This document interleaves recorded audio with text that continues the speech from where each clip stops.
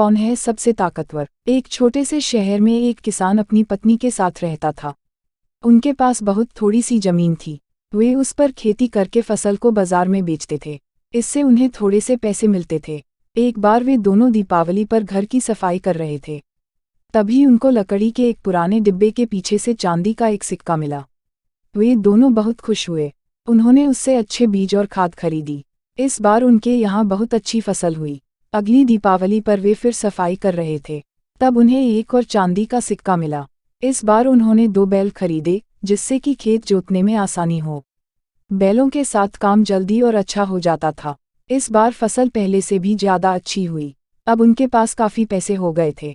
दीपावली फिर आई। एक बार फिर सफाई करते समय उनको चांदी का एक सिक्का मिला। इस बार उन्होंने तय किया कि एक बकरी खरीदी जाए। सिक्के से उन्होंने एक अच्छी सी बकरी खरीदी जो कि बढ़िया दूध देती थी। अब वे खुश खुशी रहते थे। खेती अच्छी होती थी। धीरे धीरे उन्होंने कुछ और जमीन भी खरीद ली थी। उनके पास बैल थे खेत जोतने के लिए। अब बकरी भी थी जो दूध देती थी। दीपावली फिर आई। सफाई करते समय एक बार फिर उन्हें चांदी का एक और सिक्का मिला।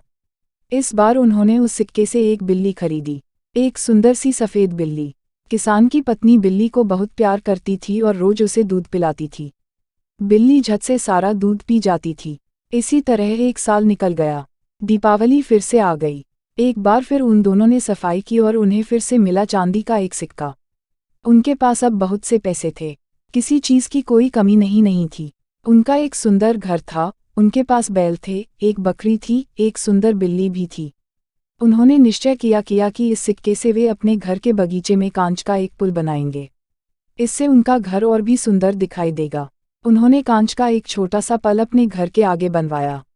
अब वे ये देखना चाहते थे कि पुल मजबूत है या नहीं। इसलिए उन्होंने खुद पुल पर चढ़ने से पहले बाकी सबको पुल के ऊपर से जाने को कहा। पहले बैल चढ़ा, पुल नहीं टूटा। फिर बकरी पुल के ऊपर से गई, पुल नहीं टूटा। लेकिन जैसे ही बिल्ली पुल चढ़ी, पुल टूट गया। पता है क्यों? क्योंकि वह रोज खुशी खुशी दूध पीती थी और जो रोज दूध पीते हैं वो सबसे ज़्यादा ताकतवर होते हैं, सबसे ज़्यादा मजबूत।